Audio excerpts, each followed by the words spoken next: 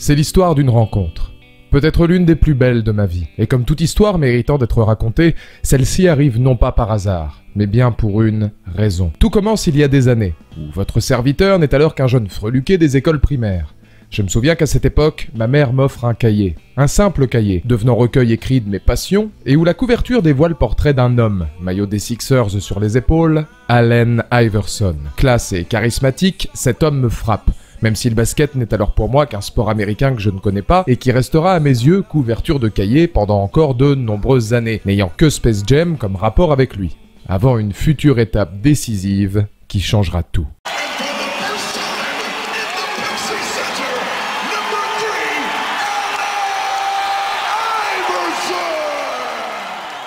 Nous sommes alors le 20 février 2008. Et un matin de collège, élève de 3e, je tombe nez à nez avec un match sur Canal+, diffusion d'une rencontre entre les Denver Nuggets et les Boston Celtics. Hasard ou rendez-vous, il se trouve que dans mon brouillard matinal, envoûté par les commentaires de Xavier Vaution et George Eddy, je distingue un homme sortant du lot. Allen Iverson. Le maillot change, mais la classe reste la même. Et d'une petite curiosité de revoir l'homme m'ayant accompagné sur un cahier pendant des années, je me délecte et savoure aussitôt un sport qui finira par me suivre pour le restant de mon existence. Tombant amoureux de cette fougue, de ce style, de cette ambiance, il n'y aura désormais plus aucun jour sans que le basket ne m'accompagne sur comme en dehors des terrains. Très vite, je rattrape un retard conséquent, plusieurs joueurs entrant aussitôt dans la caste de mes idoles. Michael Jordan, Kobe Bryant, Gilbert Arenas, Dwayne Wade, Carmelo Anthony, génération dorée dont mon héros devient cependant Allen Iverson et, évidemment, son équipe actuelle, les Denver Nuggets. C'est ici qu'une étonnante rencontre se transforme en passion. Aspiré dans le monde de la NBA, je dévore la moindre analyse, la moindre stat, le moindre match de ces Nuggets, devenant d'heure-chef mon équipe passion que la classe d'Iverson symbolise jour après jour. Et évidemment, la folie s'enchaîne. Inscription dans un club, premier maillot acheté, opposition de rue, le basket devient plus qu'un sport à mes yeux. Il devient ma vie. Et les Denver Nuggets, d'une simple coïncidence, l'équipe que je suivrai à jamais. Je me revois profiter de certaines insomnies pour traverser les époques, de l'échec Iverson, restant toutefois dans mon cœur à l'arrivée de Chauncey Billups, offrant maturité, mental et impact défensif à une équipe atteignant enfin les finales de conférence en 2009. Si près si loin, déjà, d'un titre finalement glané par les Lakers d'un autre de mes héros, Kobe Bryant. Les années s'enchaînent et, comme tout fan qui se respecte, je vis par une multitude d'émotions différentes. Le grand Denver de George Karl, pourtant jamais à la hauteur du titre. Le transfert de son idole Carmelo Anthony à New York, comme une peine de cœur après tant d'années dans le Colorado. Puis quelques saisons dingues où, si les playoffs ne se passent jamais comme prévu, quelques joueurs maintiennent la saison régulière à un excellent niveau. Les talons italiens Gallinari, le feu follet Ty Lawson, le manimal Kenis Farid et puis... plus rien. Comme de nombreuses franchises avant elle, une période sombre. Disette de plusieurs années loin des playoffs. Reconstruction lente, difficile, mais ô combien intelligente qui, sans star, sans couverture médiatique, sans faire parler d'elle, s'appuiera sur la jeunesse et un nouveau coach, Michael Malone, pour s'inscrire peu à peu dans l'histoire de la franchise. Glaner de l'expérience, vivre ensemble et, au fil des ans, devenir ma plus grande fierté. J'avais grandi avec cette équipe depuis toujours et, pour la première fois de mon histoire basketball, je voyais enfin celle-ci grandir également à mes côtés, sous l'impulsion de plusieurs joueurs qui changeront tout, et notamment un duo légendaire. With the 41st pick in the 2014 NBA Draft, the Denver Nuggets select Nikola Jokic. With the 7th pick in the 2016 NBA Draft, the Denver Nuggets select Jamal Murray. Après quelques années de formation et l'arrivée du vétéran Paul Millsap, les Nuggets retrouvent enfin les playoffs en 2019, sous les étendards de deux joueurs devenant alors mes légendes, Nikola Jokic et sa draft Taco Bell, et Jamal Murray. Malgré une élimination au second tour des playoffs après une année dingue, deuxième de conférence Ouest, le moral revient.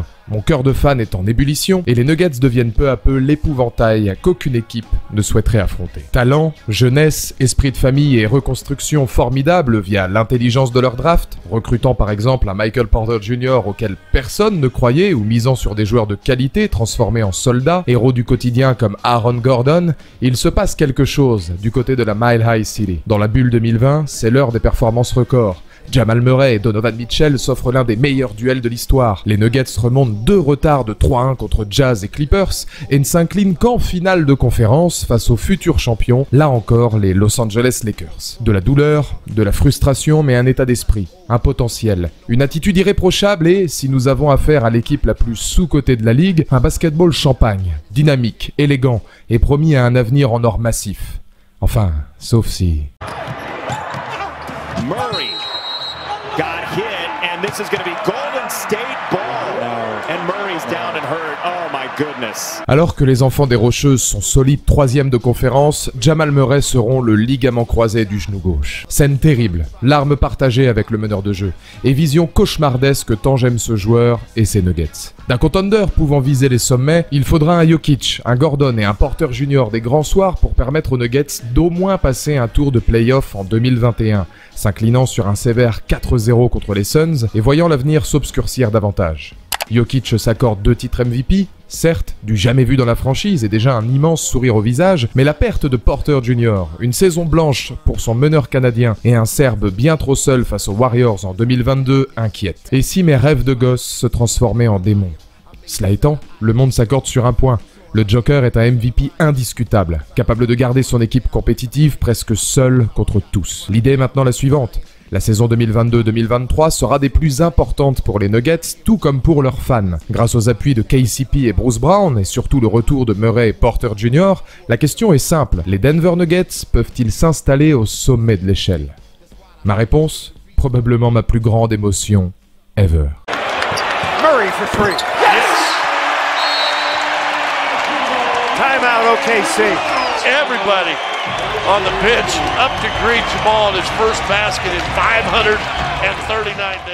Car vous ne pourrez jamais imaginer ce qui se passe dans le cœur d'un homme voyant enfin ses songes se réaliser. Comme si cet esprit de famille des Nuggets m'avait impacté à des milliers de kilomètres par une saison exemplaire accumulant les records. Première fois en tête de la conférence Ouest à l'issue de la saison régulière. Des séries de playoffs maîtrisées jusqu'au final, usant les Timberwolves, déjouant les Suns, sweepant les Lakers, chaque joueur trouvant parfaitement sa place au sein de l'équipe. Jamal Murray nous rappelle son élégance flamboyante quand celui-ci se sent pousser des ailes, artilleur décisif et meneur d'hommes implacable. Jokic confirme son statut de meilleur joueur actuellement en NBA, chef d'orchestre somptueux au triple-double de moyenne, hallucinant de QI basket. Porter Jr. trouve enfin sa place, Gachette également capable de défendre et comprenant son rôle. Gordon s'installe comme parfait soldat de la franchise, peut-être meilleure évolution d'un joueur NBA depuis Orlando, KCP comme lieutenant d'expérience, là où même le banc, de la grandeur d'un Bruce Brown à un Christian Brown rookie mais déjà si imposant sur le terrain, n'auront d'égal que la mentalité de vieux briscards comme Jeff Green ou DeAndre Jordan, tellement important dans cet esprit familial. Nous ne sommes pas uniquement face à une équipe capable de s'adapter au moindre système adverse, d'une richesse absolue en attaque et ayant progressé défensivement. Ici, c'est bien une famille que nous avons face à nous, à en avoir les larmes aux yeux. James on the drive, goes inside, stop, shot block, gets it back. It's over. It's over. Denver makes history. The Nuggets are going to the NBA Finals for the first time in franchise history. As always, man. Family on 3. 1, 2, 3. Puis arrivent les finales NBA. Première pour Denver face à une autre darling de la saison à l'histoire folle, le Miami Heat que j'aime également beaucoup. Butler en tête de liste. Et autant vous dire que dans mon cœur de fan, ce ne fut pas de tourpeau, mais peut-être l'expérience la plus grandiose de mon existence. On a transpiré très fort. 70-60 pour Denver, il y avait plus 13, on s'est pris un 3 points. Est-ce que la réponse du Joker? La réponse de Jokic! La réponse de Jokic, le Joker! Putain, je vais me mettre à l'équitation! Je me vois déjà sur mon poney, arpentant les rues de Serbie, tel un bellâtre, un étalon moderne. Bien joué la passe, allez, allez! Ah oui, Christian Brown, oui! Ah. Oh la honte. Eh, je suis vraiment un fanboy de merde, c'est horrible. C'est horrible. Oui, oui, Christian Brown, oui! Bravo, champion! J'ai l'impression d'être une daronne qui va voir son fils de 4 ans faire un match. Oh, il est loin!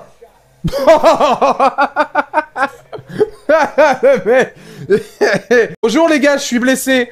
Du coup, comme je suis blessé, je vais tirer à 70 mètres. Ça vous pose pas de problème? À la bonne heure. Oh, puis il y a des Bayo qui perd la balle tout seul. C'est peut-être là que ça se joue. La finale... Oh, attention, KCP! Ah, KCP! À 3 points! Pour mettre 14 points d'avance aux Nuggets! À 1 minute 49. Oh, il commence à faire froid, Miami. Il commence à faire froid, je le sens. C'est pas mon ventilo, c'est la climatisation. Denver qui va probablement être à un match d'être champion NBA, les gars. Denver est à un match d'être champion NBA. Putain, ça va être le... Je vous jure, ça va être... Les 3 prochains matchs, là, ça va être tellement dur parce que putain, je vais être comme ça, mais... Émotion, peur, admiration, les premiers matchs sonnent comme l'histoire parfaite d'une équipe passant de dos au mur à leader insatiable repartant de Floride avec 2 victoires dans la besace. Et là, je ne réponds plus de moi. Imaginez cette sensation. Attendre 15 ans pour voir enfin son équipe aux portes du titre, épousant chaque performance de ses joueurs, scrutant la moindre interview, pulsion d'amour pour chacun de ces hommes ayant fait tant vibrer depuis des années. Chaque panier est une célébration, chaque défense, chaque option d'un coach tant sous-coté réussissant à déjouer les plans tactiques d'un maestro comme Erik Spoelstra me fascine. Jokic et Murray sortent des performances hors du commun allant jusqu'à 2 triples-doubles en un match, tout comme eux, je me sens bien, heureux. Comme chaque passionné de sport devrait l'être au moins une fois dans sa vie. Pour la première fois depuis Billups, puis la bulle, je vibre. Mais cette fois 100 fois plus qu'avant, car cette fois, je sens que le respect doit enfin s'inscrire sur le nom des Nuggets. Jusqu'à ce moment décisif qui changera tout. Et à jamais. Là, pour l'instant, c'est pas possible de l'envoyer directement. Ça shoot de la part de Miami. C'est loupé! C'est loupé, KCP! Ça va pas tout faire!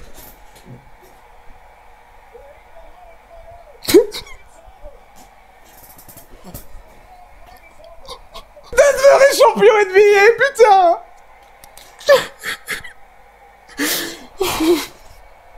Denver est champion NBA pour la première fois de son histoire!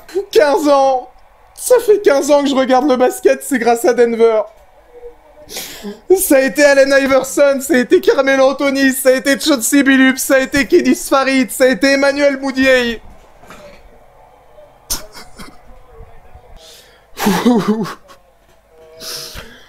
Oh putain, 15 ans. 15 ans que je suis, c'est grâce à Denver que j'ai suivi la NBA, c'est uniquement grâce à Denver parce que je suis tombé dessus un matin grâce à un match d'Iverson. J'aime tellement Jamal Murray, j'aime tellement Nikola Jokic, j'aime tellement Aaron Gordon, j'aime tellement Michael Malone, tout ce qu'ils ont réussi à faire là depuis des années, cette construction où sans star, sans diffusion, sans médiatisation, juste avec du talent, juste avec des mecs qui ont un esprit de famille, juste avec des gars qui ont envie, putain. Et n'oublions pas le très beau Jamal Murray, qui est très beau, putain, et qui sera encore plus beau avec son maillot et sa casquette commémorative des Denver Nuggets champion NBA 2023. Voilà, putain. Ah. Et le titre, il est là, le titre pour les Denver Nuggets. Il est soulevé, les gars. Il est soulevé. Ça va se faire plaisir. Eh, ça va pas être dans un esprit très Coubertin. C'est ça qu'on aime, putain. Le trophée est soulevé de la part des Nuggets. Un frisson, une angoisse, un hurlement. Après un match 5 décousu, tendu, médiocre des deux côtés du terrain et des Nuggets que l'on pensait dans le doute, comme ayant peur de gagner, l'humilité, le talent, la patience et le génie de son collectif furent enfin récompensés. 46 saisons avant le titre suprême, des frayeurs jusqu'au bout du Money Time et un titre me mettant les larmes comme jamais auparavant. Jamais ou presque, n'ayant vécu ces émotions qu'à travers les sacres de CM Punk à Chicago et Alejandro Valverde au mondial de cyclisme. Car oui, qui aurait pu imaginer qu'un drafté de second tour finirait MVP des finales après une prestation dantesque et des statistiques jamais vues en play-off, leader au point, au rebond et à la passe. Qui aurait pu imaginer qu'un Jamal Murray en sanglots, image plus touchante que jamais, que l'on pensait perdu pour le basketball après sa blessure, reviendrait jouer les premiers rôles jusqu'au titre, devenant l'âme d'une équipe ô combien talentueuse. Qui aurait pu prévoir qu'un nouveau duo emblématique viendrait truster les hautes sphères de la balle orange? Qui aurait pu croire en Jeff Green qui, opéré du cœur et passé proche de la mort, deviendrait enfin champion NBA à 36 ans, après moult passages dans différentes franchises? Qui allait miser un copec sur le doublé NCAA NBA d'un Christian Brown d'ores et déjà culte? Peu de monde, tant les histoires et le storytelling sont magnifiques. Mais moi, j'y croyais. Je n'ai jamais cessé d'y croire. Et aujourd'hui, je savoure comme si j'étais à leur côté. Comme si nous étions le 9e homme de cette rotation. Comme si tout avait mené à cet instant précis. Je suis tellement fier de vous, messieurs. Fier de ce parcours, de cette gestion, de cette dynastie que vous laisserez derrière vous. et que je serai heureux de raconter plus tard à Maëlie au coin du feu, portant un maillot Baby Jokic et une casquette Murray comme couvre-chef. Je serai fier d'avoir vécu avec vous, avec Madame Artworks, avec des lives endiablés où l'ambiance fut irrespirable et tellement difficile dans les derniers instants, car oui, que ce dernier match fut difficile, ce sacre inoubliable. Et aujourd'hui, tout en félicitant un Miami Heat remarquable et historique, à l'instar d'un Joker ayant salué l'ensemble des Floridiens, je sais ce qu'il en est de vivre l'un des plus beaux moments de son existence. Saison régulière, playoff, finals, nous en voulons plus. Michael Malone en veut plus.